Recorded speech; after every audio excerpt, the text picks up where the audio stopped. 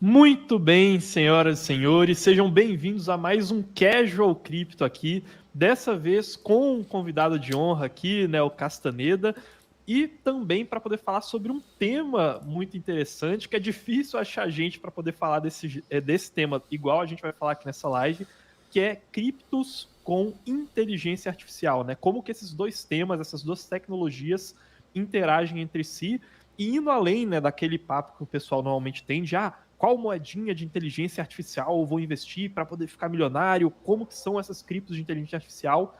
Aqui, na verdade, pessoal, a gente vai buscar trazer um papo um pouco mais sociológico, um pouco mais filosófico, de como que essas duas tecnologias podem interagir e afetar a nossa vida no futuro, né? E até para poder falar sobre esse tema aí que vocês viram na headline, se cripto pode salvar a gente de inteligência artificial, né? Como que vai funcionar todo esse esquema aí.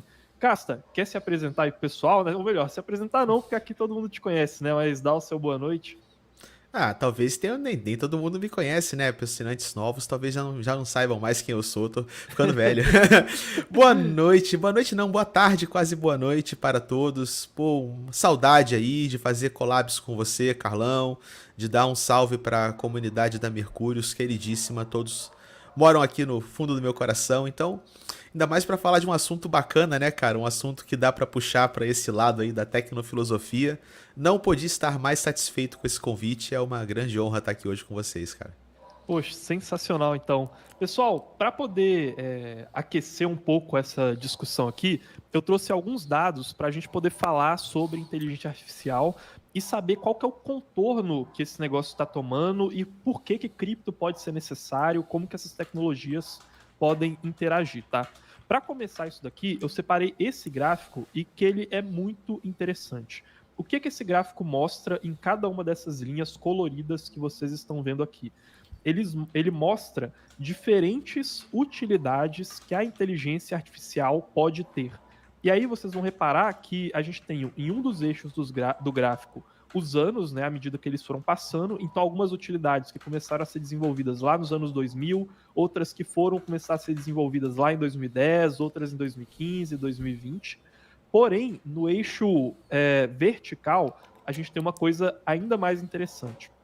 A gente tem como menos zero ali o estágio de desenvolvimento em que as tecnologias foram criadas, né? A performance inicial delas no momento que elas foram criadas. E quando a gente chega ali no zero no gráfico, significa que aquela inteligência artificial conseguiu atingir o mesmo nível de performance que os seres humanos, né? Que é o que eles tratam ali como o nível zero.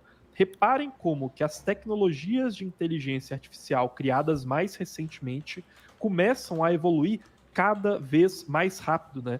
É uma coisa muito parecida com aquela lei de Moore, né, que existe na computação, né? Eu já vi que o Cassa deu um sorriso, né? Para quem não sabe, o Cassa ele trabalhou muito tempo como arquiteto, engenheiro de software e tudo mais, e que mostra um pouco sobre como que as tecnologias de processamento dos computadores evoluem em uma velocidade exponencial. E parece que a gente pode estar vendo isso acontecer também com a inteligência artificial. Ô, Cassa, quer falar aí um pouco mais sobre a lei de Moore e essa questão de tecnologia aí?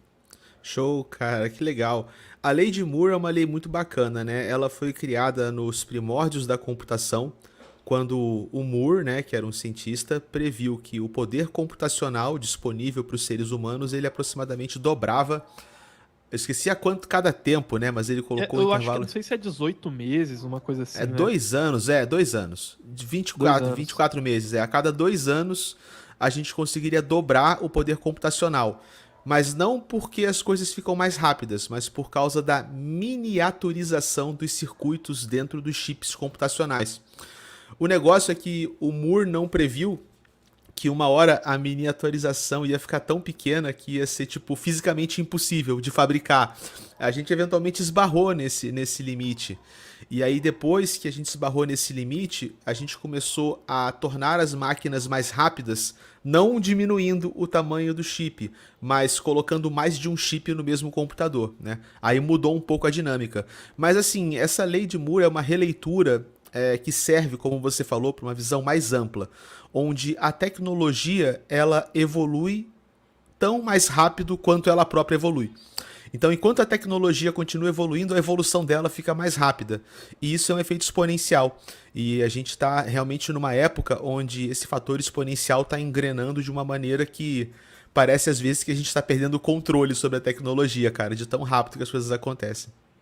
Pois é, né? E aí a gente fica buscando soluções tecnológicas para tentar resolver quando aquela evolução exponencial já chegou em um patamar determinado, e aí parece que a gente vai lá, desenvolve uma nova tecnologia que começa a evoluir mais rápido também, né? Tipo, a lei de Moore, por exemplo, o pessoal fala muito, né, dessa questão de fisicamente impossível, tem muito a ver com a física quântica, né? Quando a gente chega em patamares muito pequenos, em padrões físicos, né, a gente começa a ter umas coisas estranhas, tipo um elétron que meio que se teletransporta para outro lado, a gente consegue ter um fóton que ele está polarizado em duas direções ao mesmo tempo, né? Que é uma coisa da física quântica que, assim, você pensa, cara, se eu tivesse um copo em dois lugares ao mesmo tempo, seria meio esquisito, mas quando a gente chega num fóton, isso acontece. E aí, os chips, eles começaram a ficar tão pequenos, Casta, igual você falou, que chegaria um momento que os elétrons, meio que você não teria uma parede no chip que o elétron não conseguia meio que se teletransportar de um lado para o outro, né? Mas aí a gente É, chega com o quê? Com os computadores quânticos, aí você tem uma exponencialidade de novo.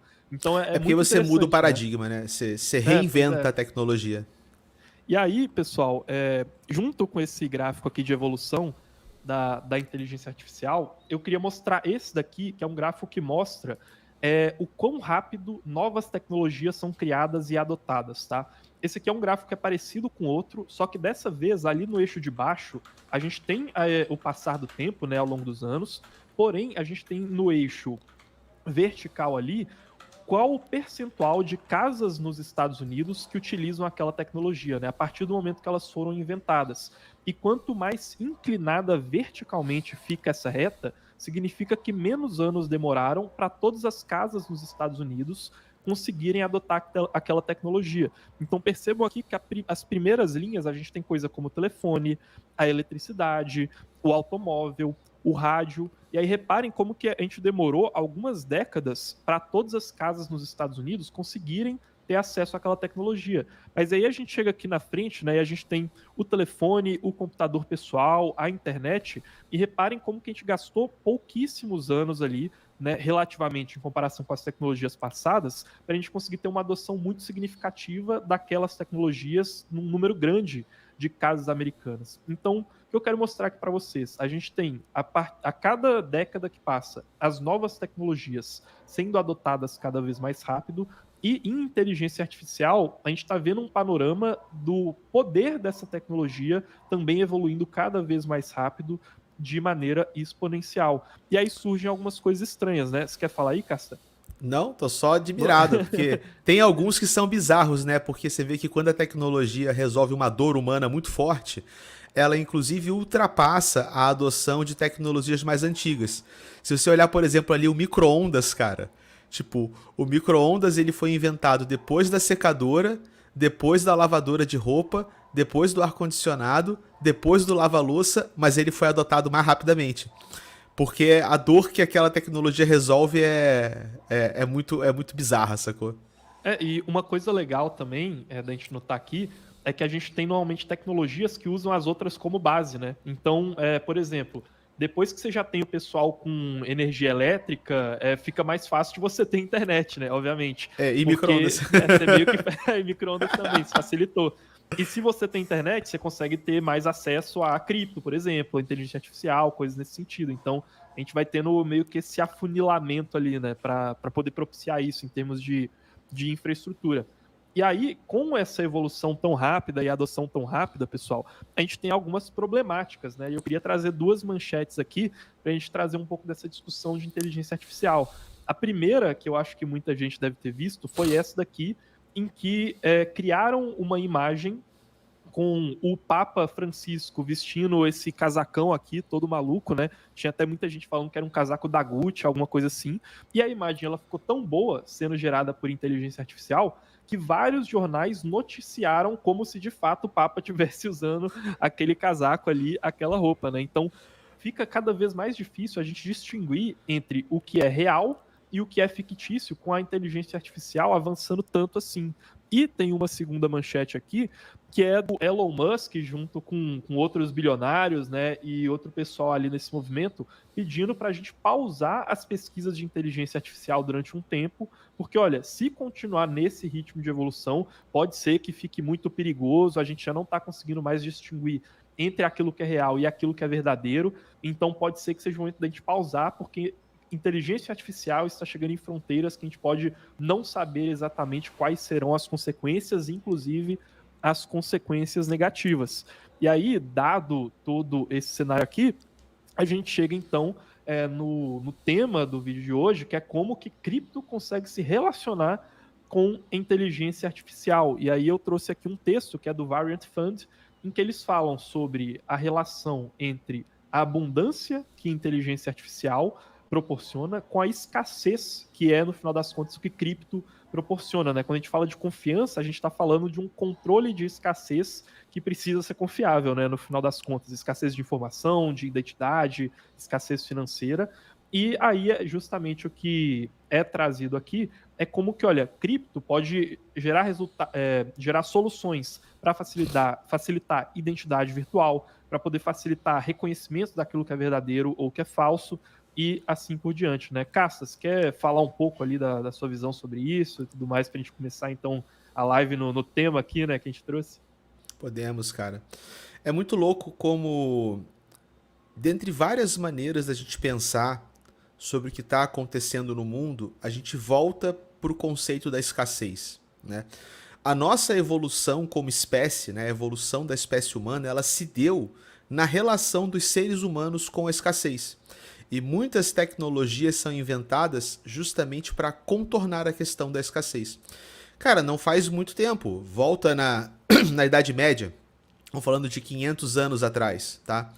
Se você não fizesse o plantio de uma agricultura da forma correta enquanto você estava no verão e na primavera, você morria de fome no inverno, entendeu?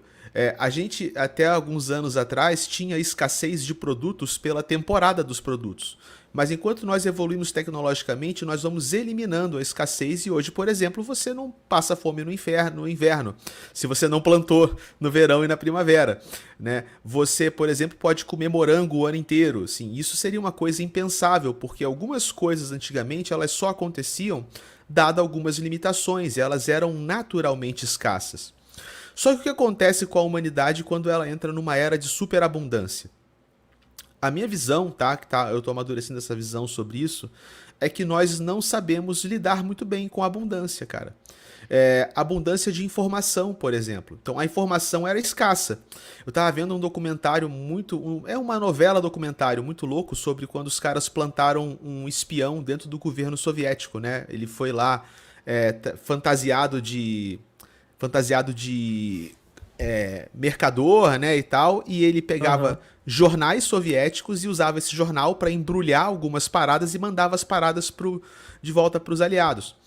Não sei se só que assim, o importante não era o conteúdo que ele estava mandando, era o jornal que ele usava para embrulhar e para proteger os produtos, porque ninguém queria ver as notícias do jornal. Então a informação, por exemplo, era super escassa. O entretenimento era super escasso. Na minha época, quando eu era criança, a gente ia assistir alguma coisa na televisão. O filme só passava num determinado horário, num determinado canal. Então, para você poder consumir aquele conteúdo, tu tinha que sentar a bunda no sofá na hora certa e tu tinha que esperar o intervalo para ir correndo no banheiro e voltar. O que acontece agora quando você abre um aplicativo e você tem conteúdo infinito? Né? Um TikTok, um Instagram. por mais que você continue dando scroll, cara, aquele conteúdo nunca acaba. É literalmente uma oferta infinita. Então a gente está ficando com, na minha visão, uma cabeça muito bagunçada e perdendo a real noção do valor das coisas. Então quando o cripto traz escassez é muito louco, porque cripto traz uma escassez artificial, cara. A gente tá artificialmente trazendo escassez de volta pro jogo, porque a gente tem muita dificuldade de lidar com coisas que não são escassas sem que a gente bugue. E agora, na era da informação, vai ficar mais bizarro, porque a inteligência artificial pode criar, por exemplo, um papa skatista, um papa com jaqueta da Gucci. E o que a gente faz num mundo onde a informação é infinita? O que vai se tornar escasso? O que vai se tornar escasso é justamente a realidade, sacou?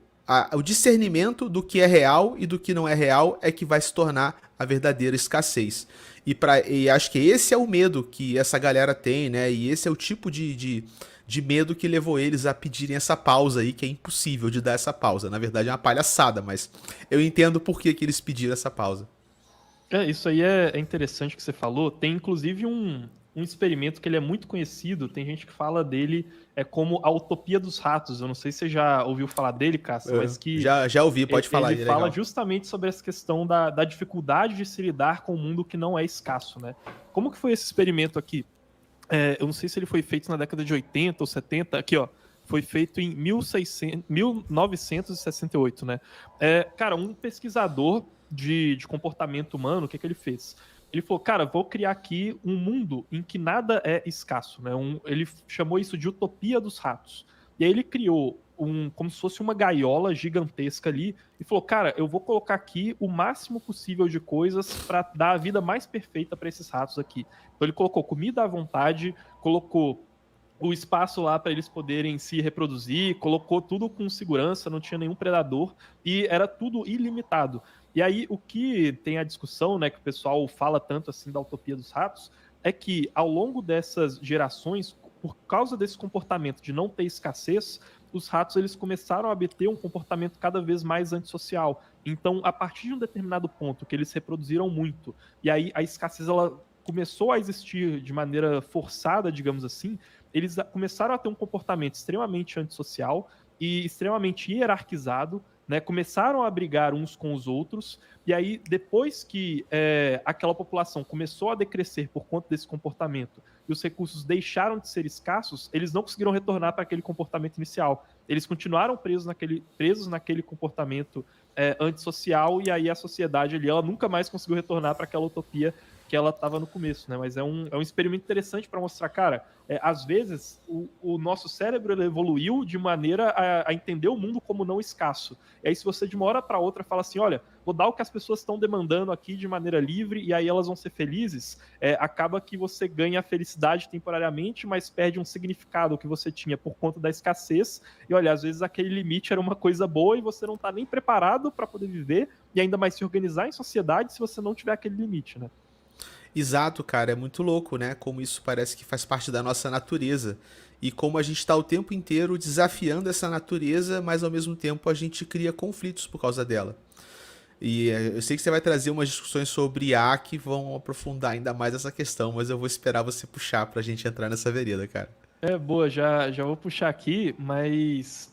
E aí, até relacionando um pouco mais com cripto, né, que é o tema da live, acho que para falar um pouco, né, de como cripto consegue solucionar isso e interagir com isso, eu vou trazer aqui um tweet que ele foi do CEO da Bitwise Investment, né? Para quem não conhece, a Bitwise ela é um dos maiores fundos e mais tradicionais fundos de investimento de cripto do mundo. E basicamente o que esse cara estava falando aqui é como que a onda de crescimento da inteligência artificial pode gerar uma nova demanda por cripto, principalmente em questão de uso de identidade digital, né? Então, ele fala, olha, para a gente conseguir autenticar as transações, a gente vai precisar cada vez mais de cripto, né? Para a gente conseguir autenticar e ter uma validade que, olha, quem eu estou conversando é essa pessoa mesmo. Né? Tem até um vídeo, eu cheguei até a mandar para os meus pais, porque quem está aqui fazendo conteúdo sempre na internet é quem está mais vulnerável a isso. Mas se você tem um acesso a vídeos e histórico muito grande de uma determinada pessoa falando, gesticulando, imagens dela aqui, você consegue colocar isso numa inteligência artificial e aí reproduzir a voz daquela pessoa, consegue fazer um vídeo com aquela pessoa, e aí cada vez mais você não vai conseguir acreditar nem se o cara te ligar e falar que, olha, não, mas sou eu mesmo, eu preciso disso daqui e tal, conseguir acreditar, né? Tem na última exposição que o pessoal da Google fez, né? Eles falaram sobre o serviço deles de inteligência artificial. E eles fizeram um serviço, por exemplo, que você vai pegar, fala, poxa, você fala ali com o assistente do seu telefone, olha, eu preciso marcar um cabeleireiro dia tal, entre tal e tal hora. E a inteligência artificial liga para aquele estabelecimento ali e marca com uma voz se passando por um ser humano real, né? Só que, cara, daqui a pouco, até onde que isso chega, né, em termos de identidade, né? E aí você É precisa assustador. dessa demanda. Você viu, não tá rolando no Instagram, eu peguei hoje, né? Os caras fizeram o Silvio Santos apresentando o Jornal Nacional. Tu viu essa? Cara, eu vi sim. Cara, assim, dá pra ver que é uma IA, mas tipo, dá pra ver também que daqui a alguns meses você não vai mais conseguir dizer, sacou? Tá muito próximo da perfeição. Até o jeito de falar, a entonação da voz, o rosto, as feições, é muito bem feito, cara. Aí tá lá o Silvio Santos apresentando o Jornal Nacional. É onde a gente vai chegar. Teve também o caso de uma influenciadora, não sei se você viu esse também, que ela escaneou ela toda, capturou a voz dela, capturou o conteúdo digital dela e ela fez um avatar de inteligência artificial dela que os fãs dela pagam $5 a hora pra conversar com a IA dela. Só que conversar falando. Então, tipo, o cara quer Aham. paquerar ela, aí o cara pode pagar $5 pra paquerar a inteligência artificial da mulher e falar a besteira que quiser. Cara, a mulher já faturou mais de meio milhão de dólares, cara, vendendo $5 a hora do IA dela, entendeu? Então, não só a gente pode falsificar pessoas, como as pessoas podem se escanear e se venderem sem estarem lá. Imagina se um Pois dia é. tu chama o Casta pra fazer uma collab e não é o Casta, tipo, é uma IA do Casta e você nem sabe a diferença. Cara, é muito doido isso, cara. Então, tem Eu tô um. enrolado, eu Opa, mando fala aí. minha IA no meu lugar, sacou? Tem um influenciador, cara, do marketing digital brasileiro. Ele recentemente fez, eu acho que foi o maior lançamento do marketing digital, assim, da história do nosso país, assim, né? Que o nome dele é Thiago Finch. Eu não sei se você chegou a ver. Ele vende um plano que chama Nômade Milionário. Então, né, normalmente quando você vê aquela propaganda que tem o cara numa Lamborghini e fala, olha, eu fiquei rico com internet e tudo mais, esse cara é o principal estereótipo, né, dessa questão de nômade milionário e de ficar rico com marketing digital que a gente tem hoje aqui no Brasil. E uma das coisas que ele fala, que é interessante, é que ele fala, olha, eu não fiquei rico vendendo um produto e nem um serviço, eu fiquei rico vendendo acesso. E o porquê que ele fala isso? Porque os primeiros produtos dele eram produtos que ele pegava, tipo um e-book, um curso, alguma coisa assim, dos Estados Unidos, traduzia eles e colocava aqui no Brasil. E ele não aumenta o custo dele à medida que ele vai entregando mais esses produtos para os clientes, né? Tanto que quando ele fala, ele quer dar o principal exemplo dele de venda de acesso, ele fala, cara, eu tinha um produto digital que era simplesmente uma lista de vídeos do YouTube pública, né? Tipo, então os melhores vídeos, não sei, para poder sobreviver se você estiver numa ilha deserta.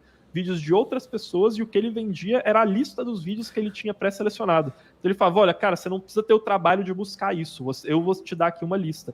E aí a inteligência artificial, o que ela faz? Ela começa a tirar essa escassez do acesso, né? Então fica muito mais fácil você criar um produto digital, porém, de maneira paradoxal, se fica muito mais fácil para você, fica muito mais fácil para os outros também. E aí meio que, olha, você tem que criar uma nova forma de escassez para poder colocar escassez naquilo que é de fato escasso, e aí para isso você consegue usar cripto, né, por exemplo. Isso é muito doido, cara, porque a gente tem hoje realmente uma grande parcela de ineficiência de mercado, onde a pessoa tem uma ideia, sei lá, ela quer empreender, ela quer fazer alguma coisa, e existe uma fricção entre aquilo que a pessoa deseja fazer e a realização da ideia daquela pessoa. Então, se eu quero fazer uma comunidade, pô, eu vou ter que fazer marketing digital, eu vou ter que subir um Discord, eu vou ter que fazer um plano, eu vou ter que vender, eu vou fazer um monte de coisa. Daqui a pouco, cara, você vai falar pra IA, eu quero fazer uma comunidade. E acabou, sacou? Tipo, ela vai montar Uhum. tudo. Então, a gente vai cada Mas aí vez você tem outros mais. 100 caras fazendo isso também, né? Exato. Então, qual que vai ser a escassez? Vai ser a originalidade, sacou? O lance é que nós vamos ser mergulhados, cara, num mar de informação Se você acha que hoje nós já somos bombardeados com informação, esse valor vai ser multiplicado por, cara, muitas vezes. Porque nós vamos simplesmente eliminar a fricção tecnológica entre o que pessoas querem fazer e a implementação digital daquela ideia. Então a gente vai ser bombardeado por um monte de coisas e a tendência é que nós comecemos a procurar escassez aonde? Nas pessoas que são realmente criativas. Nas pessoas que ainda são capazes de fazer alguma coisa que uma IA não é capaz de fazer. Então, em primeiro lugar, quem que roda, ok? Pessoas que fazem trabalhos mentais repetitivos. Então, por exemplo, selecionar um conjunto de vídeos interessantes e traduzir. Isso não é criativo, isso é um trabalho mental repetitivo. Fazer listas de 10 melhores lugares para se viajar quando você conhece uma cidade. Também não, cara. Agora, tipo, por exemplo, pessoas que inventam novos paradigmas tecnológicos ou que experimentam com novos tipos de arte, pessoas que conseguem gerar coisas que a IA ainda não consegue porque a IA está presa no conhecimento que já existe, né, humano. Então a gente vai ter que começar a diferenciar os seres humanos entre seres humanos criativos e seres humanos repetitivos. E a situação econômica de seres humanos repetitivos vai ficar extremamente ameaçada no curto, médio prazo. Que nem foi a situação dos seres humanos braçais, né? Que foram substituídos por máquinas nas linhas de produção desde a época da Revolução Industrial até a mecanização do chão de fábrica, né? Uma coisa que eu tava vendo, eu vi esses dias no Instagram, quando o rádio começou a se popularizar, você teve protestos de músicos falando que eles iriam perder o emprego, né? Porque, olha, tanto que antigamente, né, em casas de pessoas mais abastadas e tudo mais, era comum você ter um piano, um instrumento musical, coisa assim, né? Em restaurantes era muito mais comum você ter música ao vivo porque você não tinha os rádios. E aí foi toda uma classe ali que ficou desempregada, apesar de terem depois surgido novos empregos, né? E aí tem todo esse debate aí. Então, cada uma dessas tecnologias vai gerando, de certa maneira, esse tipo de fricção, né? Gera esse conflito. O lance é que talvez, cara, desde a época da Revolução Industrial e da mecanização do chão de fábrica, a gente nunca teve uma tecnologia que ameaçou o emprego de tantas pessoas de uma vez só. Eu acho que a gente vai ver, tipo, isso vai ser muito mais abrangente do que foi os braços mecânicos em chão de fábrica, porque a gente pegou uma classe específica, né? Classe operária de chão de fábrica. A gente agora tá falando, cara, de qualquer trabalho que um ser humano possa fazer com pouco esforço mental. Tipo, secretariados, assistentes, administradores, curadores. Então, cara, até pessoas que têm pequenas coisas criativas, copywriters, né? Pessoal que faz marketing. A gente começa a entrar num universo endereçável que a gente pode ver, de repente, cara, bilhões de pessoas sendo expulsas do mercado de trabalho e substituídas por uma inteligência artificial que faz aquilo que aquela pessoa faz melhor do que ela 24 horas por 7, sem reclamar, sem descansar, sem precisar de seguro, saúde, desemprego, alimentação, transporte, sem ficar doente, absolutamente nada. E como que a gente vai lidar com isso, né? Como que a gente lida com a emigração dessas pessoas? Para onde que elas vão? Não dá para todo mundo virar programador, nem dá para todo mundo virar engenheiro de prompt, sacou? Então, coisas irão mudar. E eu acho que é uma disrupção, Carlos, do nível, assim, como a gente não viu há muito tempo. Vou pegar um exemplo para você. Por que nossas escolas são organizadas em séries? Aí você faz primeira, segunda, terceira, nona série, depois você faz uma faculdade. Esse modelo educacional, ele é oriundo da Revolução Industrial. Até antes da Revolução Industrial, não é assim que a gente educava as pessoas. Nós educávamos de outra maneira. Mas uma vez que você cria um parque de chão de fábrica em torno de todo mundo, você tem que começar a formar as pessoas para executar aquelas tarefas. Então você estrutura o ensino. Como? Todo mundo senta bonitinho na cadeira, tocou o sinal, vai pro recreio, tocou o sinal, volta do recreio, acabou, sai da sua sala. Então, eu acho que a gente vai ter que reinventar muitas coisas, cara. A gente vai ter que reinventar a educação, a gente vai ter que reinventar o sistema econômico, a gente vai ter que reinventar o mercado de trabalho, porque quando isso aí realmente chegar no ponto de botar as pessoas para fora dos seus postos, vai ser uma avalanche de transformações, sacou?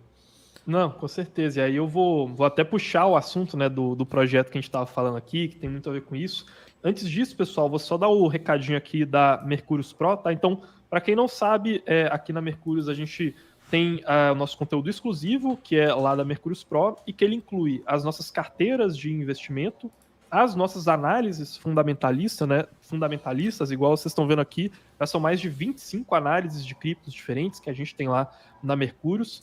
E a gente também tem o nosso atendimento, né? Que é ali a gente estava até falando de escassez e de escalabilidade, que é a parte menos escalável da Mercúrios Pro, né? Que a gente presta um atendimento bem personalizado, inclusive ajudando pessoas a recuperar criptos caso elas percam, né? Façam uma transação errada, avaliando ali a situação de cada pessoa no nosso atendimento, tá? E aí, como eu disse, né? A carteira, ela tem várias estratégias, tem estratégia de proteção com opções, estratégia de hold alavancado, estratégia de staking.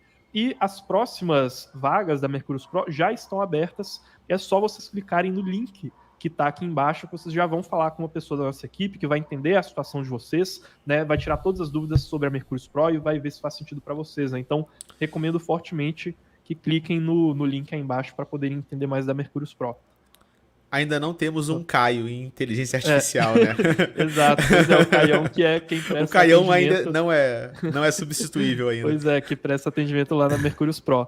E aí, pessoal, vamos aqui avançar então para poder falar sobre esse projeto, cara, que é uma das maiores maluquices que eu vi aí nas últimas semanas em termos de cripto, porque normalmente a gente fala muito de SDAO, AGIX, né, criptos de inteligência artificial. E eu, pelo menos, né, eu sei que o Casta tem algumas opiniões parecidas, nunca vi muita utilidade nessas criptos de inteligência artificial, ou pelo menos nada muito novo assim, né? Nada que o cara pega assim e fala, olha, cara, eu juntei inteligência artificial com cripto para fazer uma coisa que a gente não faria só com inteligência artificial e sem ter cripto, né? Parece muito aquele negócio de, olha, cara, cripto agora abaixou a poeira, a gente tem menos dinheiro de fundos de venture capital internacionais entrando em cripto, porém a gente tem agora todo mundo olhando para a inteligência artificial, é a coisa do momento. Então, se eu quero pegar uma moeda e vender ela para um monte de trouxa, vender ela no varejo, ganhar dinheiro em cima das pessoas, eu coloco a inteligência artificial ali no nome ou no meu site, e aí pronto, né? Eu consegui captar investimentos, eu consegui fazer o negócio funcionar de novo, né? Para poder gerar dinheiro para os criadores daquela cripto. Então, eu nunca consegui me animar muito com projetos de inteligência artificial em cripto por conta disso. Porém, essas semanas eu estou pesquisando sobre um projeto, né, chamado WorldCoin. Ainda não foi lançado, isso nem é uma recomendação de investimento, tá, pessoal? Mas que a tecnologia e a proposta deles é muito interessante porque eles, de fato, querem fazer um negócio que não seria possível se você não tivesse inteligência artificial ou se você não tivesse cripto, né? E principalmente a demanda por esse projeto. Qual que é a ideia do WorldCoin, né? E aí eu estou mostrando aqui para vocês o site deles. É criar 3 coisas, tá? Quais seriam essas 3 coisas? O World App, o World ID e a WorldCoin. E como que começou a problemática desses caras? Eles pensaram assim, cara, a gente está vivendo em um mundo com cada vez mais inteligência artificial e fica cada vez mais difícil a gente reconhecer aquilo que é verdadeiro e aquilo que é falso. Então eles falaram, olha, a gente precisa de identidades virtuais. E aí eles tiveram a ideia do World ID, que seria uma identidade virtual única para cada pessoa no mundo. E ao mesmo tempo, a gente também tem um problema que a gente pode, no futuro, ter muitas pessoas desempregadas por conta da inteligência artificial. Então a gente precisa criar uma nova moeda, um novo sistema de identidade virtual para poder fornecer talvez uma renda para essas pessoas.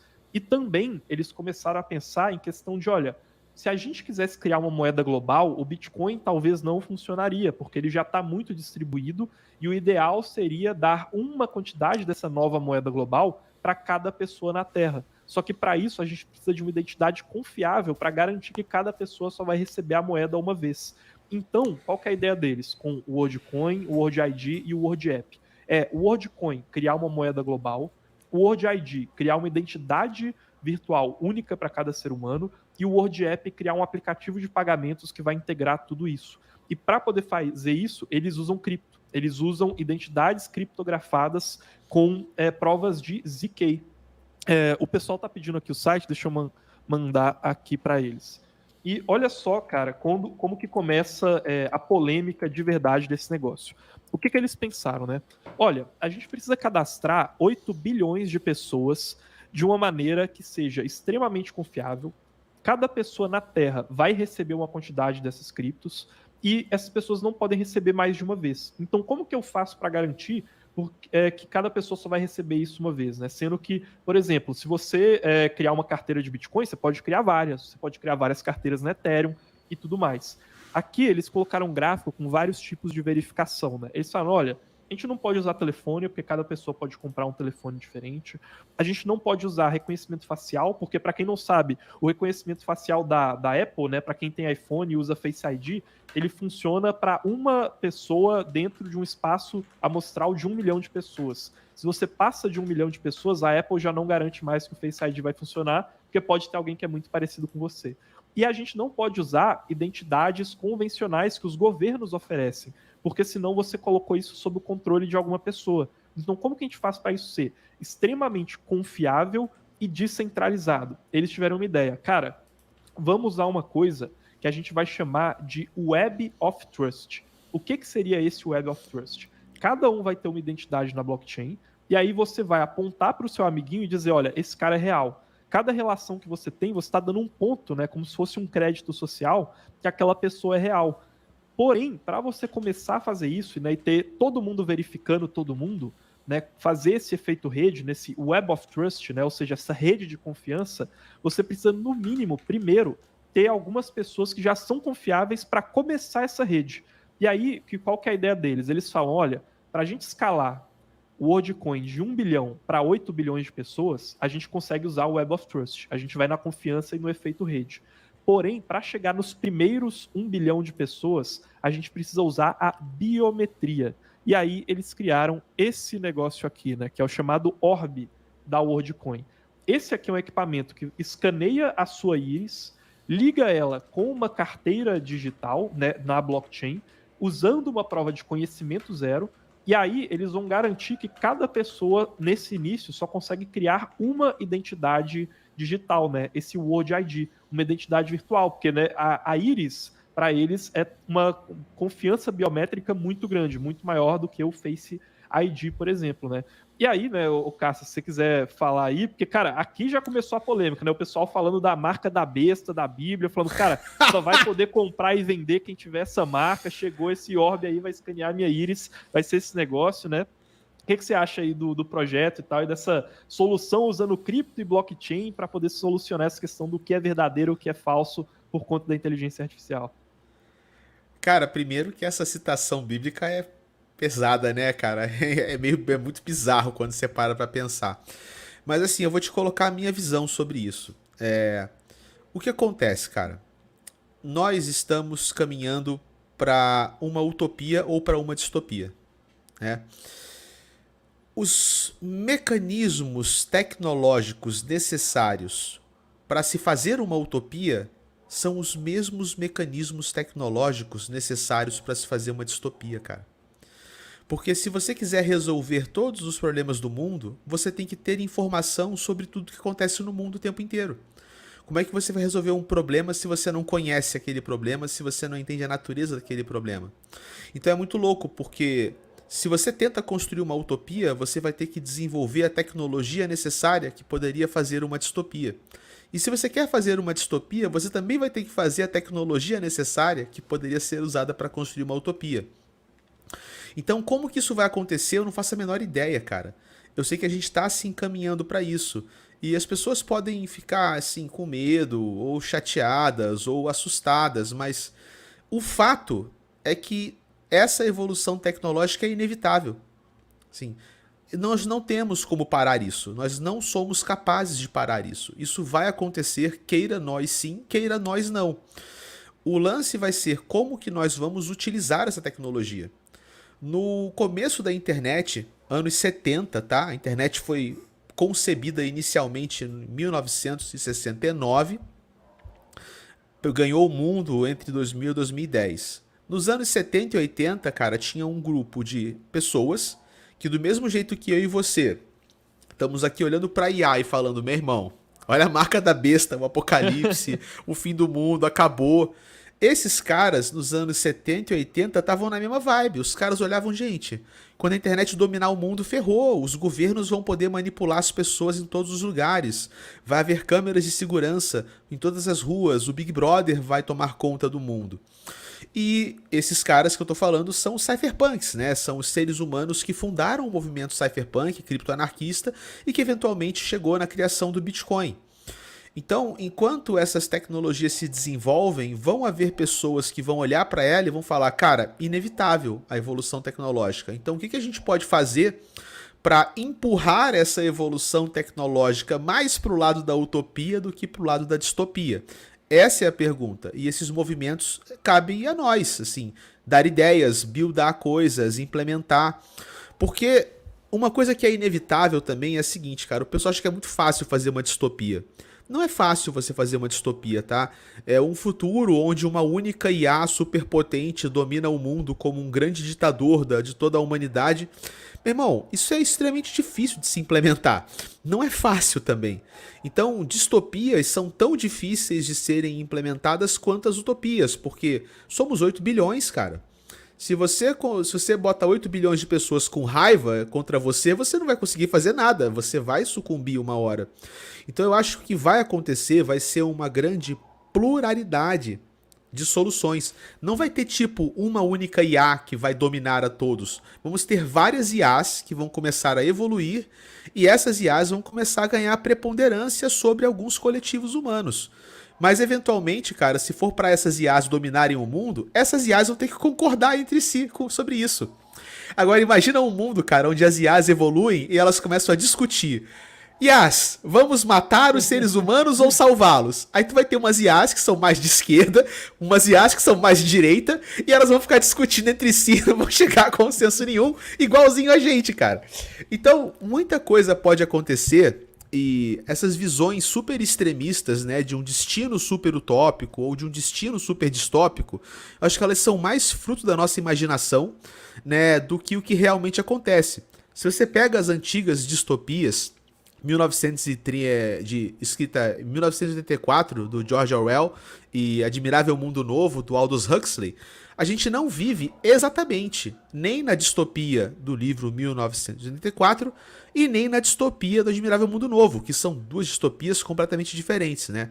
Na distopia orwelliana, o Estado domina o mundo inteiro e um grande exército toma conta de todo mundo, tipo como se fosse um super governo soviético com uma polícia secreta que toma conta de todo mundo. E na distopia huxleyiana, você tem um mundo onde a gente distrai tanto os seres humanos e cria tanta besteira, tanta idiotice que os seres humanos ficam idiotas e são controlados pela sua própria idiotice. E a gente hoje vive, cara, uma mistura dos dois, né? Quando é mais interessante para o establishment controlar a gente com surveillance, né, vigilância e violência, ele usa isso. Agora, quando o mercado quer controlar nosso trabalho para continuar enriquecendo os 0,01% mais ricos do mundo, o que eles fazem? Viciam o nosso cérebro com drogas digitais, com Instagram, Facebook, TikTok, essas coisas, para que a gente continue perdido num mar de idiotice, não pense e faça aquilo que é de melhor interesse dos outros. Eu acho que IA vai evoluir nisso, cara. Vai agravar algumas coisas e vai melhorar outras, mas nós vamos ter que encontrar o nosso caminho enquanto a gente evolui nessa trincheira tecnológica. Cara, isso aí é legal que você falou, né? Tem alguns comentários aqui, mas essa questão de como que o técnico ele se relaciona com o social, né? Mas deixa eu ver aqui, ó. Primeiro tem um comentário aqui do Lucas falando que, olha, ainda não tem esse escaneador no Brasil, né? Pessoal, a ideia dos caras é dar uma quantidade de WorldCoins para cada pessoa na Terra, né? Então tem o aplicativo, deixa eu ver se o pessoal tá vendo aqui, ó. Esse é o World App, né? Deixa eu abrir ele aqui para vocês. A ideia é que cada pessoa que tem esse cadastro aqui consegue receber. Vocês estão vendo aqui, olha, tá anônimozinho, porque eu ainda não tenho o ID, né? E aí, se você vem aqui embaixo, ó, né, você teria. Aqui você tem uma carteira também, né? E aqui nessa parte roxa aqui, você clica, olha, tá aqui, ó. Visite um orbe para obter o seu World ID. Tá aqui, encontrar a sua orbe mais próxima. Quando você clica aqui, vai aparecer essa mensagem aqui, ó. Né? Ele tá pesquisando por orbes e aí fala, olha, ainda não temos orbes aqui no Brasil, né? E eu sei que tem brasileiros que já fizeram esse cadastro, mas por algum motivo ainda não tem aqui no Brasil. E aí tem, cara, isso daqui que o Robert falou é muito bom para puxar essa questão do social com o técnico. Ele falou, olha, vão começar a criar olhos falsos para serem escaneados. Esse caso não seria possível, porque o orbe, ele tem três níveis de certificação. Primeiro, ele certifica que você está vivo. se certifica que você está escaneando um olho, e terceiro, ele se certifica de que aquele olho ainda não foi escaneado para outra identidade. Porém, o Robert, ele mandou outro comentário aqui, ele fala, olha, sem falar que vão começar a arrancar os olhos das pessoas para roubarem o seu dinheiro, né? Ou alguma coisa nesse sentido.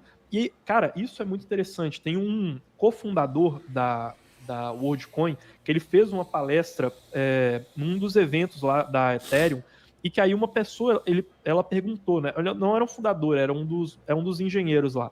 Perguntou para ele, cara, e se você tiver em um país em guerra na África, e aí você cria um incentivo com aquelas pessoas que têm tão poucos recursos, de você sequestrar outra pessoa ou assassinar outra pessoa para poder usar a íris daquela pessoa e aí você conseguir fraudar o sistema da WorldCoin. E ele falou, cara, para isso a gente não tem resposta ainda.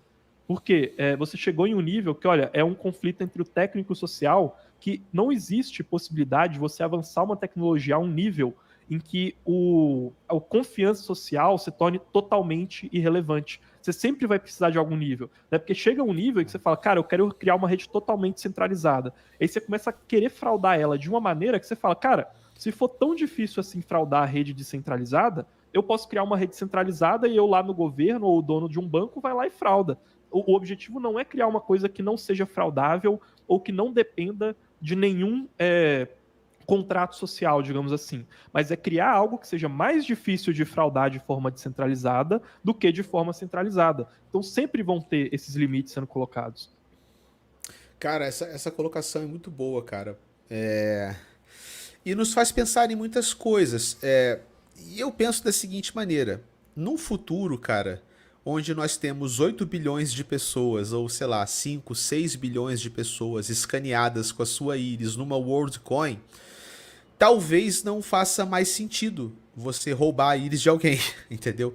Ou talvez outros mecanismos além da íris sejam necessários. Então você pode, por exemplo, pegar uma combinação da íris com o batimento cardíaco da pessoa.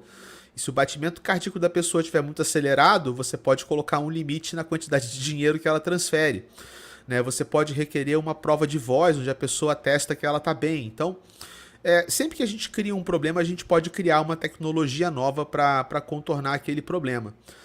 O lance é quantas camadas de complexidade a gente cria em cima disso. Eu vou te dar um exemplo. Eu estava fazendo mudança, né? Tanto que meu fundo está todo capenga, né? Eu estou usando a luz do teto, tô só com o mago. Eu só coloquei o mago porque o mago ele faz parte da minha vida, mas depois eu vou completar o fundo. E na mudança, cara, no dia da mudança, eu tava carregando umas paradas pra caminhonete, né? Tava saindo lá da casa da minha sogra, que eu tinha construído no fundo do terreno dela, e tinha uma piscininha do lado. Meu irmão, eu sei que eu carregando uma tábua de madeira, escorreguei, caí na piscina, cara. Com a tábua na mão. Eu só joguei a tábua pra fora e me deixei meu corpo cair na água, né? Tipo, vou salvar o móvel, porra. Depois eu me seco. Só que caí na piscina com o celular no bolso, cara. Putz, aí eu saí, peguei o celular, aí fiz todo aquele ritual. Desliga, coloca no arroz, não sei o quê. E peguei um celular reserva. Só que eu tinha que fazer o depósito da caução, cara, do apartamento. E aí, cadê? Que eu tenho o celular novo, não tinha internet banking. Aí o que eu fiz? Instalei internet banking, na hora, ativei o token e mandei transferir a caução. Cadê que o banco gostou? Claro que não, o banco me travou na hora. Falou, transação suspeita, tu acabou de instalar o celular, já quer fazer um Pix. Cara, eu tô até agora tentando desbloquear o banco e não consigo, cara. Fala com o gerente, liga pra não sei o que, faz pelo caixa, não vai, faz pelo computador, não vai. Então, medidas de segurança são boas e são ruins, né? Depende de como a gente encara elas. Eu espero que no futuro a gente consiga simplificar essas coisas. Só que também, quanto mais a gente simplifica, mais distópico fica. Que imagina se eu tivesse então um chip implantado no meu braço e só eu tendo esse chip, ele não molha, ele não estraga, eu só dou um totó nele e faço a transferência a hora que eu quiser. Mas ao mesmo tempo, vai que o governo consegue dar um comando e o chip frita o meu braço, sei lá, ou bloqueia o meu braço, alguma coisa maluca assim. Não tem resposta para isso. O próprio Timothy May, que é o pai do criptoanarquismo, e o ideal do Timothy May, né, é que a gente tivesse um mundo onde nós destruímos os governos, cripto acaba com todos os governos e Bitcoin domina o mundo, por exemplo. E aí um repórter perguntou pro Timothy May, falou, cara, Então tá, aí você vai inventar o Bitcoin ou alguma outra coisa e vai colapsar os governos, vai acabar com o dólar, vai acabar com o yuan, acabou as democracias e nós propulsionamos o mundo para uma era de anarquia capitalista. E aí? Aí ele falou assim, sei lá, e aí a gente vê. Cara, como assim, né? E aí a gente vê, brother. E se as pessoas estiverem se matando na rua porque não tem mais governo? Não, aí a gente vê, foda-se. Então, algumas coisas a gente não tem resposta. E o avanço tecnológico, ele não se preocupa com isso. O avanço tecnológico, ele prossegue, mesmo que você não tenha a resposta. Por exemplo, o desenvolvimento da tecnologia atômica, né, cara? Que culminou numa parada absurda na história da humanidade, que foi a gente jogar 2 bombas atômicas no Japão para ver o que acontecia. Então, eu não sei se tem resposta, cara. A gente vai ter que meio que inventar a resposta enquanto a gente vê as consequências do nosso próprio avanço tecnológico. Eu sei que a gente tem a gente sempre tem um pouco dessas duas visões. De um lado, normalmente a gente tem o pessoal falando, olha, a gente precisa melhorar a moral da sociedade e a moral vem primeiro como um valor de entrada e aí o resultado dela é a tecnologia que a gente produz. E normalmente tem um outro lado que fala, olha, cara, na verdade a tecnologia ela vai avançar de qualquer maneira e a sua moral vai ter que se adaptar a isso, né? Eu já via esse debate de várias formas. Tem, por exemplo, às vezes, depois que a gente teve a liberação sexual, né? A gente tem muitos conservadores que falam, pô, é um absurdo, hoje em dia você tem divórcio muito mais fácil, sexo casual muito mais fácil, e tem gente que fala, olha, é porque você desenvolveu métodos anticoncepcionais que depois que eles foram desenvolvidos, agora a sua moral que tem que se adaptar. Ou então, aquela questão lá do rádio, né? Tem muita gente que fala, poxa, antigamente as pessoas eram muito mais ilustradas, entendiam muito mais de música clássica, e hoje em dia não, e aí ninguém mais se presta ao trabalho de ter um piano em casa, igual era tão bonito, mas cara, foi a tecnologia que veio e depois a sua moral se adaptou. Tem uma tradição que ela vem desde tempos realmente muito antigos ali, desde o Império Romano, desde tempos de repúblicas gregas e tudo mais, que era dos oradores e políticos decorarem os seus discursos. E aí, conforme a prensa, né, ela foi se popularizando e a impressão começou a ficar mais fácil, o pessoal falou, né, e antes, assim, tinha monges que guardavam livros inteiros, né, na sua memória. Falava, pô, agora o pessoal vai todo mundo ficar burro, porque você não precisa mais ter que decorar, é muito fácil, é muito barato imprimir. Né? É muito parecido com o que a gente tem hoje, de falar, poxa, agora você está dando tela para todo mundo, as pessoas não têm mais que guardar determinadas informações. Agora que você tem o chat GPT, por que você vai estudar para a prova? Todo mundo vai ficar burro, né? Então, fica um pouco desse conflito. Olha, talvez não seja a questão de a nossa sociedade vai caminhar para uma moralidade porque nós estamos ficando corrompidos, a gente está indo para essa tecnologia. Talvez seja, cara, a tecnologia vai avançar de qualquer jeito e aí agora você precisa entender como que você vai melhorar o jogo moral para trazer os melhores resultados possíveis num cenário que já tem essa tecnologia e que não vai voltar mais, né? Concordo, cara, concordo. Porque nós não temos condição de conscientizar 8 bilhões de pessoas. Isso é inviável. Né? Mas nós temos condições de criar tecnologias que impactam 8 bilhões de pessoas. Então, é uma questão de escala, entendeu? A tecnologia vai na frente e depois a gente tem que lidar com as consequências desse avanço. Você pode gostar ou pode não gostar, mas isso eu não estou falando que eu prefiro que seja assim, estou falando que isso é um fato. Isso é um fato histórico, né? E o que a gente tem que fazer é entender esse fato para ver como é que a gente se adapta, cara. Uma questão muito boa da WorldCoin, que acho que você podia levantar também, que você me falou mais cedo em off-topic, é a seguinte: imagina que a gente vai ter uma disrupção tecnológica nos próximos 10 anos, 15 anos, sei lá, 20 anos, talvez, ou até menos, onde a gente vai tirar do mercado de trabalho uma quantidade nunca antes vista de pessoas. Como que a gente resolve esse problema?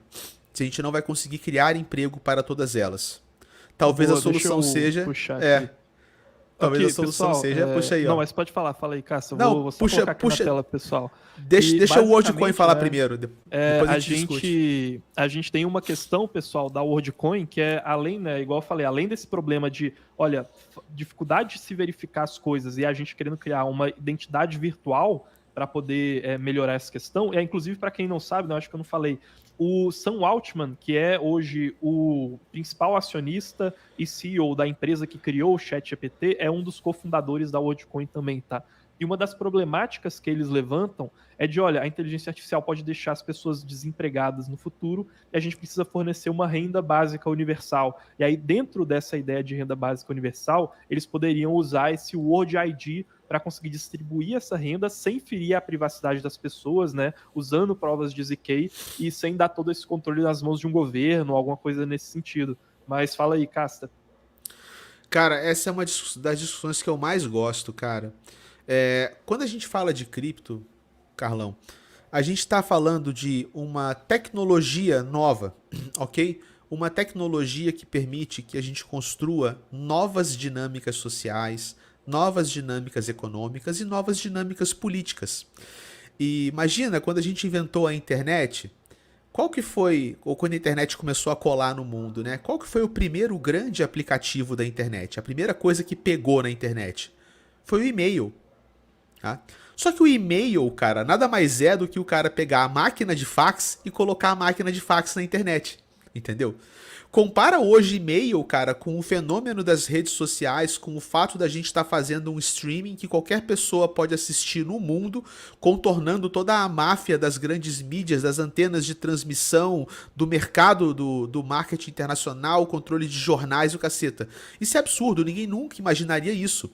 Que aquela infraestrutura tecnológica que fez o fax ficar digital seria uma infraestrutura tecnológica que mudaria o universo da disseminação da informação. Que fake news seria um problema e uma solução endêmica para a sociedade moderna, interferindo nos rumos das políticas e eleições de países das mais grandes potências, desestabilizando a ordem mundial, cara. A gente viu uma época de desestabilização macroeconômica e geopolítica. E o avanço das mídias sociais tem tudo a ver com isso, com a piração que está acontecendo no nosso cérebro. Então a gente ainda está pensando muito em cripto, como a gente pega coisas do mundo real, tradicional e reinventa em cripto. Ah, então eu tenho banco, agora eu tenho banco em cripto. Ah, eu tenho empréstimo, agora eu tenho empréstimo em cripto. Ah, eu tenho Domino's Pizza, dane-se, agora eu tenho Domino's Pizza em cripto. Mas eu acho que isso ainda é a gente inventando o e-mail, sacou? Pegando o fax e colocando o fax na internet. Eu acho que o futuro de cripto é nós criarmos sistemas sociais e econômicos que vão ser pós-democráticos e pós-capitalistas. Novas maneiras de organizar a humanidade. E os experimentos de renda básica universal, nesse sentido, vão ganhar lugar. Eu sou um cara que acho muito interessante você estudar renda básica universal. E renda básica universal é um dos assuntos mais mal compreendidos. Porque as pessoas acham que renda básica universal é comunismo ou socialismo, e não tem nada a ver com isso, cara. Nada a ver. Renda básica universal também não é dar dinheiro de graça para todo mundo, cara. Renda básica universal é você criar um sistema econômico onde todos os participantes da economia tenham um poder mínimo de compra assegurado. É um arranjo econômico. Porque você ter uma sociedade onde todos os indivíduos possuem um poder mínimo de compra assegurado também garante que existe uma agilidade financeira e uma velocidade monetária mínima naquela sociedade. Então, todos os gastos que você poderia ter com infraestrutura pública, com saúde pública, com alimentação, com amparos e bolsas e auxílios, você poderia trocar tudo isso por um setup onde cada indivíduo daquela sociedade tem um poder mínimo de compra, e esse poder mínimo de compra faz com que o dinheiro minimamente circule na economia e mantenha a economia minimamente aquecida. Se o cara quiser enriquecer, ele trabalha. Se não, ele faz o quê? Ele simplesmente colabora circulando aquele poder de compra mínimo e alocando aquele poder de compra mínimo em negócios de outros empreendedores. Então imagina que você vai criar, por exemplo, um bairro novo. Não tem ninguém naquele bairro. Quem é que vai começar a habitar aquele bairro se não tem dinheiro lá? Se as pessoas que se mudam para aquele bairro já têm um poder mínimo de compra, cara, então comerciantes que querem expandir seus negócios vão criar naquele bairro padaria, mercado, lotérica e tudo mais para oferecer infraestrutura que atende o quê? Aquele poder mínimo de compra. O que pode ser muito mais fácil do que o governo fazer um programa de auxílio para botar o dinheiro por fora, passar na mão de 1000 políticos, cada político dá sua mordida, a construtora pega um suborno e aí a polícia pega outro, o negócio vai embora, cara.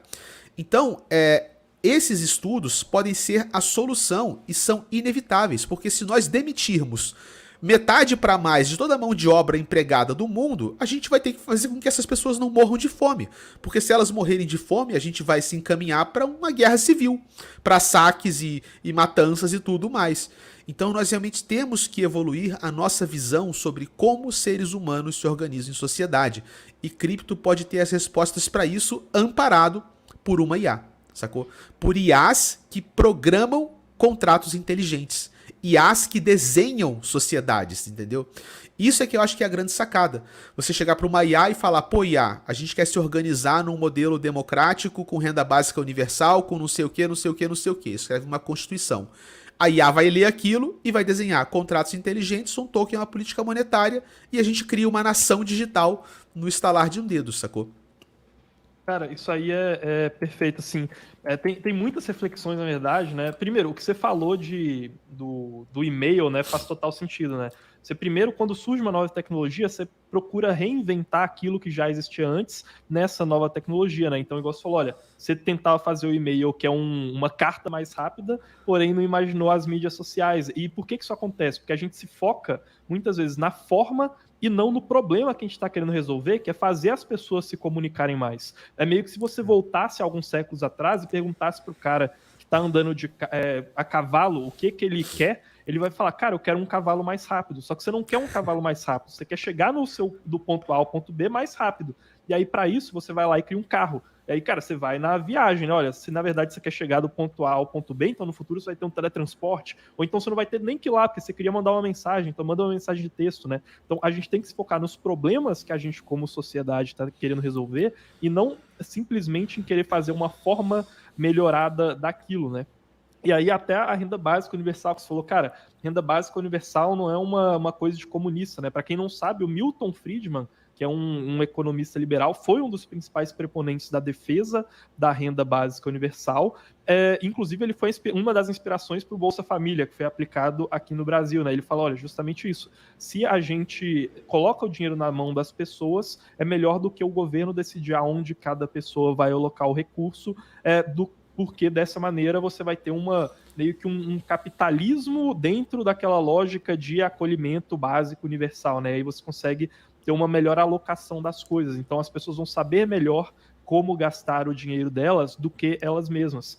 Porém, a gente começa a ter, e aí vem tanto com renda básica universal, quanto com a gente colocando IAs para poderem desenhar novas sociedades, a criação de problemas que às vezes a gente não sabia que a gente tinha, né? Então, ou então a gente abandonar sistemas que eles só existiam naquela forma para resolver aquele problema, porque a gente teve uma seleção natural entre sociedades e que fez com que aquela forma fosse usada para resolver problemas que às vezes a gente nem lembra mais. Tem um cara que fala muito disso, que é o Edmund Burke, né? Ele foi um dos primeiros filósofos conservadores, e a defesa dele, muitas vezes, que ele faz do conservadorismo, é que ele fala, olha, cara, a gente tem coisas na nossa sociedade que elas foram criadas por uma seleção social e elas só existem hoje porque elas resolvem problemas que às vezes a gente nem se lembra. Então, às vezes a gente tem as famílias funcionando da maneira como elas funcionam hoje, porque se elas não, porque só sociedades que funcionam desse jeito sobraram. Foram as únicas que restaram, e se a gente destrói isso, a gente pode ter problemas que antes a gente não sabia, né?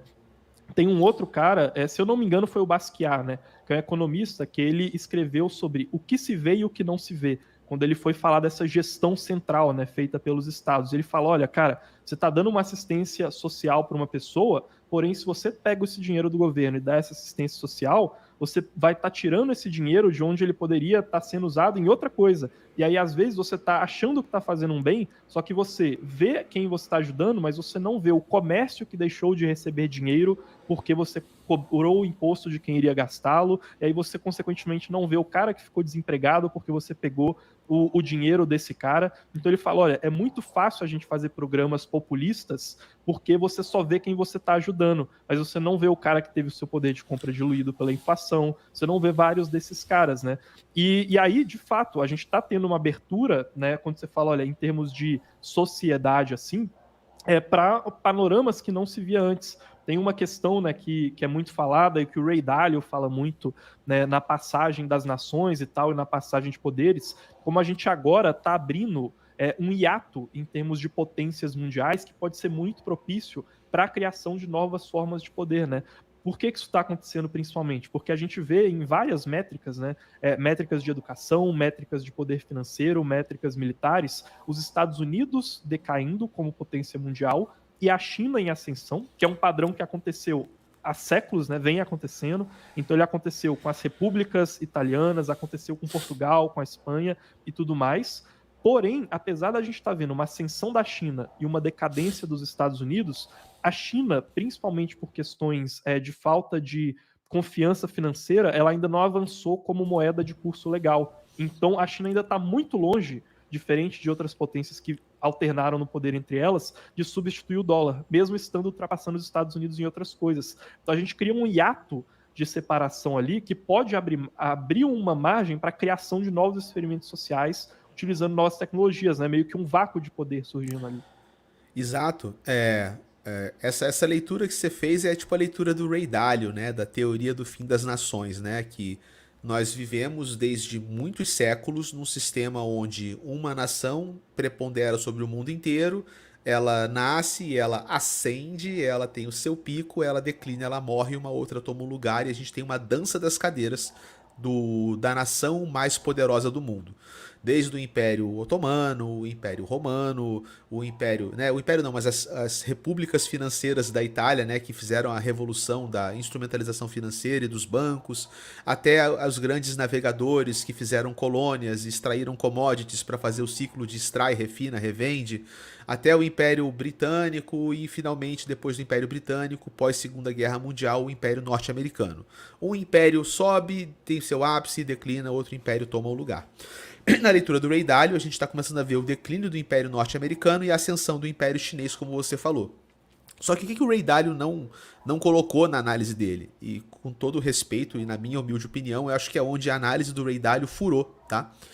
O Ray Dalio não considerou, cara, que é a primeira vez que a gente está vendo a queda de um império num mundo globalizado.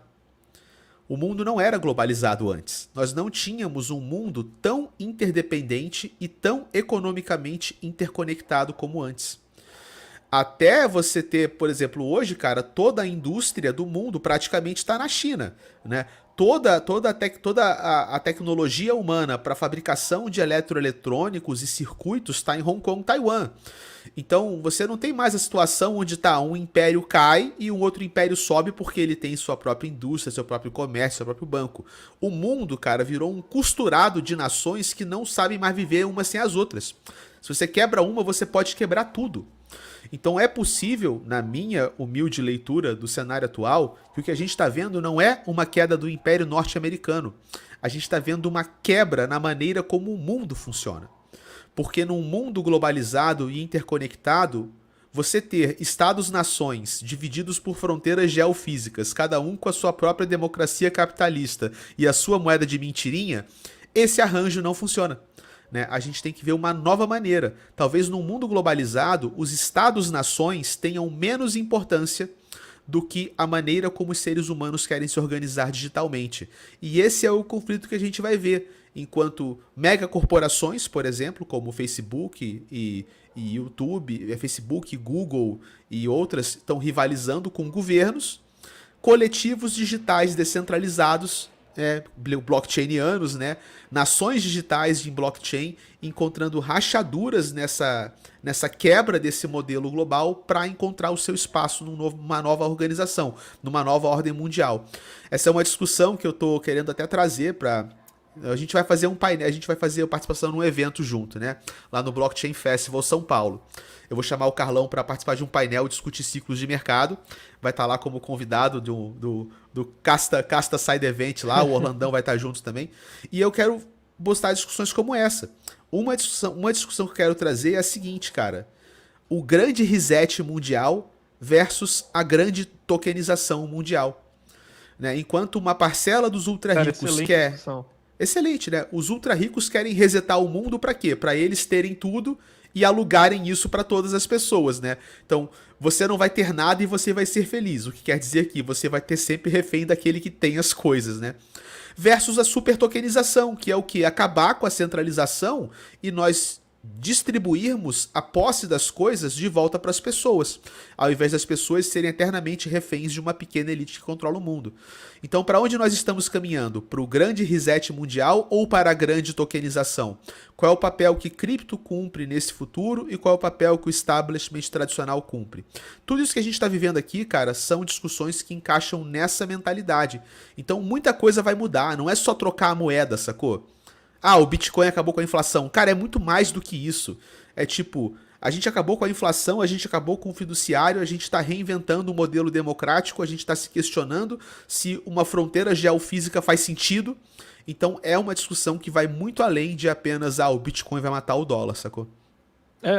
Tem aqui, inclusive, o Raspar aqui, né? Ele falou sobre darwinismo, né? Que é o que eu falei. Essa é uma discussão, cara, que fala o seguinte: olha, às vezes as sociedades que elas estão hoje, naquela questão dos problemas, elas só estão aqui resolvendo esses problemas porque são as únicas formas que restaram. Por exemplo, né, uma questão que existe na sociologia. Muita gente fala que, olha, né, e aí é totalmente discutível, né? Eu não sou especialista nisso. Olha, que no passado existiram muitas sociedades tribais matriarcais e tudo mais, e que hoje em dia só sobraram aquelas sociedades que descendem de sociedades patriarcais, né, em que o homem é o chefe da família.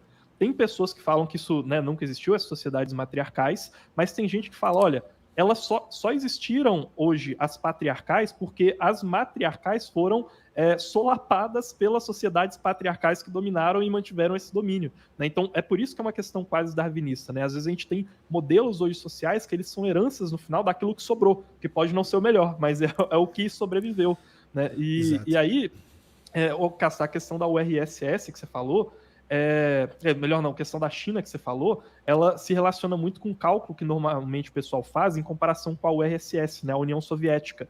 Muita gente fala, olha, aquele mundo da Guerra Fria que existia com os Estados Unidos de um lado e União Soviética do outro, vai acontecer de novo com China de um lado e Estados Unidos do outro.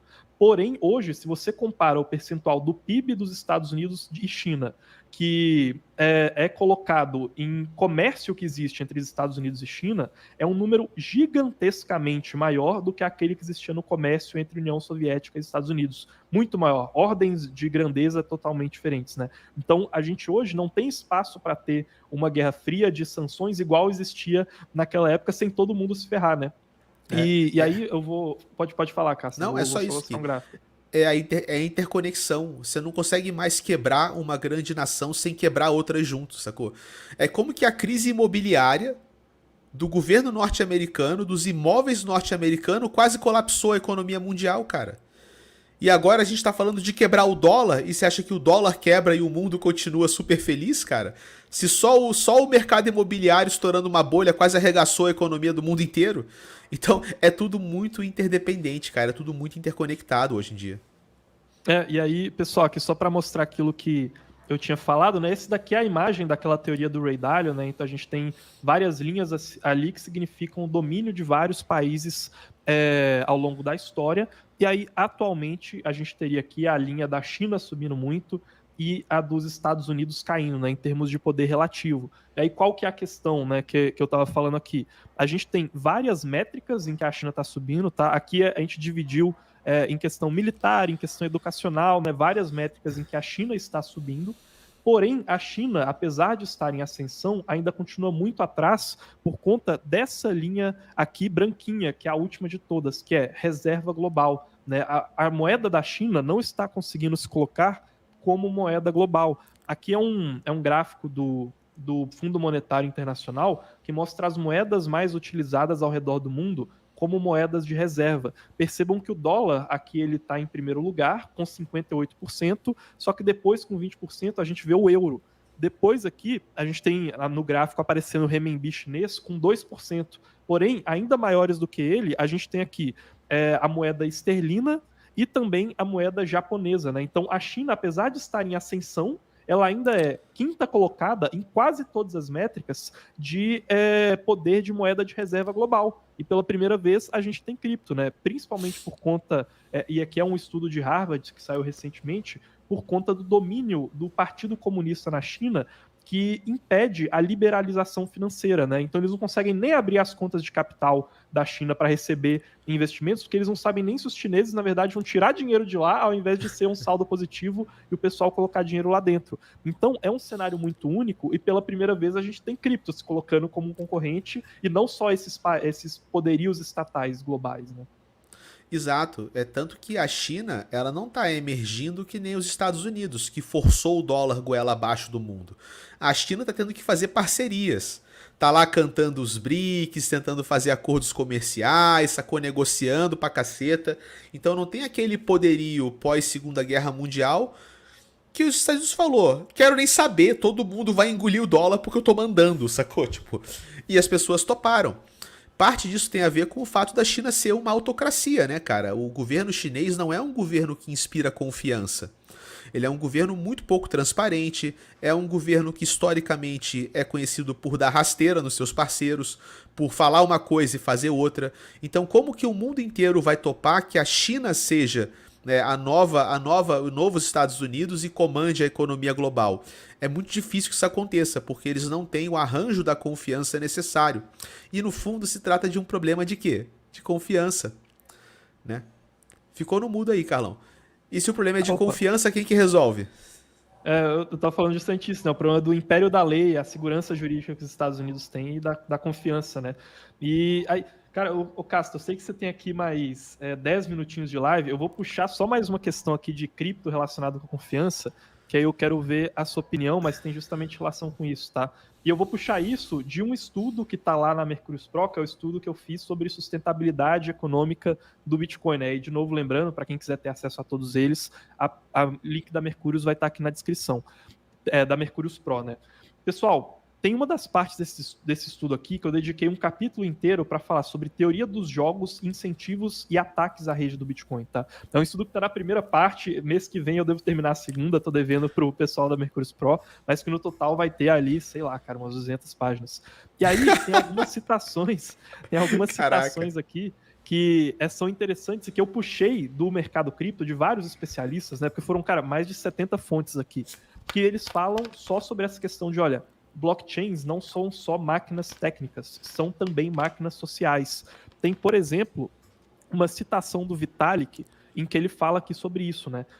Ele estava num texto do Vitalik, ele estava contestando a ideia de que, olha, se eu tiver uma rede que vai ser fraudada e eu tiver um node validador dessa rede, eu estou imune. Então, quem tem os nodes está imune a fraudes que acontecem na rede. E ele fala o seguinte, olha, cara, se todo o resto acreditar numa verdade e o seu node for o único que lembra da verdade antes de acontecer uma fraude, cara, você não está protegido coisa nenhuma, porque o que vai valer é a confiança de todo mundo. E aí, esse trechinho aqui, ele fala justamente que, olha, você ter um node validador é muito mais uma questão de uma imunidade de rebanho do que você ter um node que vai só te proteger. É muito mais uma imunidade que, olha, quanto mais gente tem, todo mundo vai ser protegido no final das contas. Então não existe um checkmate técnico que vai te proteger eternamente. Você ainda precisa levar esse arranjo social em consideração. E tem uma outra citação aqui, que é de um texto da Jump Crypto, em que eles debatem a questão da finalização que existe em diferentes blockchains, em diferentes criptos. E o que é finalização? É quando você coloca uma verdade para ser escrita em pedra e que você não pode voltar atrás naquela verdade que você colocou na blockchain. E eles falam o seguinte, olha, na blockchain do Bitcoin, a gente normalmente considera como finalizados aqueles blocos que têm mais de 6 blocos finalizados em seguida, né? Como se você falasse, olha, depois disso é impossível você voltar atrás. Só que, na verdade, você consegue reverter isso não porque você teve alguma falha de segurança no Bitcoin, mas porque você voltou por conta do consenso social da rede. Todo mundo concordou em voltar. Aqui eles estão falando sobre um evento em que, por conta de um bug do Bitcoin, você precisou voltar mais de 6 blocos, né? Que foi lá no começo do Bitcoin. E ele fala, olha, os blocos que teriam sido considerados finalizados sobre a regra dos 6 blocos foram revertidos, mas não porque a segurança do Bitcoin foi comprometida. Em vez disso, a comunidade observando a corrente, né, a corrente de blocos, a blockchain, e examinando manualmente as atualizações de estado sendo produzidas, decidiu que as atualizações não correspondiam com o que eles queriam, com como eles queriam que o protocolo se comportasse e concordaram em uma nova corrente de blocos, né? Então revisaram a blockchain. E esse texto da Jump Crypto, cara, é interessante porque aqui é só um trecho que fala do Bitcoin, né? Que é por conta do estudo. Mas eles falam sobre o consenso da Cosmos, falam sobre o consenso da Solana, da Ethereum, e mesmo naqueles consensos em que você tem tecnicamente uma finalidade estabelecida, né, como é o caso da Ethereum, que depois de 2 épocas, e cada época é um conjunto de 32 blocos, você tem uma finalidade, ainda assim você depende de um consenso social. E até na Cosmos, por exemplo, que você separa a questão da cadeia de blocos e tem uma finalidade específica também, uma questão específica só para finalidade, ainda assim, no final das contas, você dificultou você voltar atrás para um problema, e aí você acaba abrindo uma margem para que aconteçam hard forks, ou seja, divisões na rede. Então você está sempre nesse balanço e sempre você tem que levar o social em consideração. Se você não leva o social em consideração, no final das contas você abriu um distensionamento em que alguém pode sair, se apartar daquele social, criar um hard fork para poder vencer aquela finalidade do passado, aí você dividiu o social da mesma forma. Você não consegue escapar disso e ficar só no âmbito técnico, né? Cara, essa reflexão é excelente, cara. E isso pra mim fala eu também li uma coisa parecida com essa, eu esqueci quem é que foi que falou, cara. Ah, foi estudando Celestia, cara. Né? Olha, o pessoal da Celestia, eles são extremamente filosóficos, cara. E o pessoal da Celestia tava colocando uma visão onde o hard fork não é um problema, não é um erro. Um hard fork é apenas a sociedade aplicando uma punição no protocolo. Ok? Tipo, o protocolo desagradou tanto as pessoas que as pessoas se vingam do protocolo fazendo um hard fork nele. Então, é teoria dos jogos, né? O fato do hard fork poder ser feito coloca os operadores da rede em xeque contra os usuários da rede. Porque se eles fizerem uma cagada grande o suficiente, então eles vão ser punidos como? Com o sequestro do poder de consenso, onde as pessoas voltam em algum bloco do passado e decidem que a partir dali elas vão seguir um rumo diferente. E isso não é uma questão de bug, de hack, um problema. Isso é um fato, onde sociedades se organizam e sociedades possuem dissidências. A dissidência é uma questão social, onde você faz parte de um coletivo, até o ponto que parte daquele coletivo não quer mais fazer parte daquele coletivo e as pessoas se decidem, formam novos coletivos oriundos de coletivos anteriores. Então, realmente, cara, cripto não é só a reinvenção do dinheiro. Cripto é a reinvenção do processo de confiança entre seres humanos. E se essa confiança é quebrada por qualquer motivo que seja, então tem que haver instrumentos tecnológicos para que as pessoas possam fazer a dissidência, romper os laços com a sua comunidade original e criar novas comunidades. Porque se não for assim, então nós revertemos tudo para o quê? Para um regime totalitário. Nós voltamos a ser tirânicos. A verdade da blockchain é essa. Ah, mas eu não gostei. Eu não quero saber. A verdade da blockchain é essa. Então, assim, até que ponto a blockchain serve às pessoas ou as pessoas obedecem à blockchain?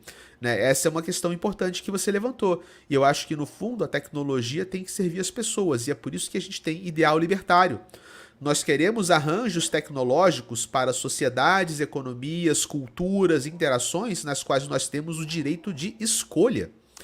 O direito de ir e vir, de estar junto e depois de não estar mais junto.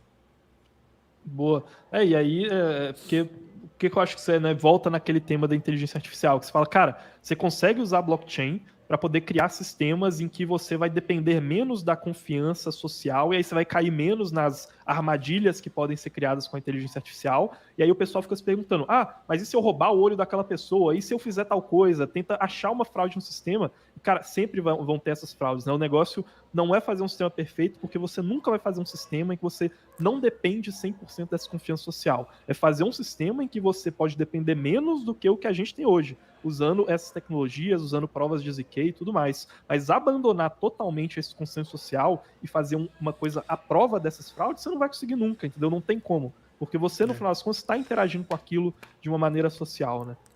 Concordo, nós somos seres sociais, nós dependemos uns dos outros para sobreviver. Então, é inevitável, né? A gente tem que cooperar de alguma maneira, cara. Então. Mas, pessoal, por hoje é isso, né? Não vou mais segurar mais o tempo do Cássio. Eu sei que ele tem uma aula aí, né, de um MBA para poder fazer agora. Tá Tem uma que dar vida aula bem na corrida, MBA a gente da tava até. Pontífica. A gente tava até falando que, pô, esse mundo cripto de fazer live, evento, é igual uma dança das cadeiras, só que você tem menos cadeiras e aí a dança para várias vezes e as cadeiras estão dançando junto, aí você tem que, cara, dar um jeito de achar o cara pra vir na sua live, aí o horário dele outra pessoa já marcou, então tá toda hora todo mundo tentando reservar horário, né? Foi difícil trazer o Caça aqui hoje, o cara tá com uma agenda bem atarefada, igual tá todo mundo aqui nesse mercado com a agenda atarefada. Mas, cara, é um prazerão sempre aqui te receber. Espero que tenham gostado aí dessa live mais filosófica, né? Inclusive na segunda-feira a gente vai ter insights aqui depois para falar sobre outra cripto, que é a Engine Layer. Mas, Casta, antes de eu falar do insights que a gente vai ter na semana que vem, quer dar alguma consideração final, deixar o seu boa noite aí pro pessoal antes de você ir para o MBA? Só dá um grandíssimo boa noite para a comunidade da Mercúrios. Galera muito boa. Agradecer demais, cara, o seu convite. Pedir para você levar o meu abraço aí pro Danilão, pro Igor, pro Caião, pra Nicole. O pessoal do time da Mercúrios. Fala que eu mandei um grande abraço para todo mundo. Tô com saudade do pessoal aí. Assim que eu puder, eu vou visitar vocês, tá? E agradecer a presença de hoje. Boa noite para todo mundo aí. Boa, é isso, pessoal. E aí, né, também, de novo, agradecer o Casta aí. E aí, pessoal, assim que essa live acabar, vocês vão ser redirecionados para a live que vai ter aqui no canal da Mercúrios na segunda-feira, às 7 da noite, que é para falar sobre Aging Layer, né? É inclusive uma concorrente da Celestia, que o Casta citou, e que está nesse mercado de Data Availability, que é um dos setores que pode ser promissor aí no mercado nos próximos anos, tá? Então, assim que essa live acabar, vocês vão cair lá, já deixem o like aqui e marquem aqui, ó, o lembrete para receber as notificações, que aí eu vou receber vocês aqui no canal Mercúrios na segunda-feira, junto com o Gabriel Bills, né? De novo, não se esqueçam que os conteúdos exclusivos da Mercúrios, com a carteira e o atendimento, estão lá na Mercúrios Pro com vagas abertas e é o primeiro link aí na descrição, né? Então aguardo vocês se vocês quiserem ajuda da Mercúrios com os seus investimentos em cripto e até mais, pessoal. Nos vemos aí em próximas lives e novos vídeos aqui no canal. Falou!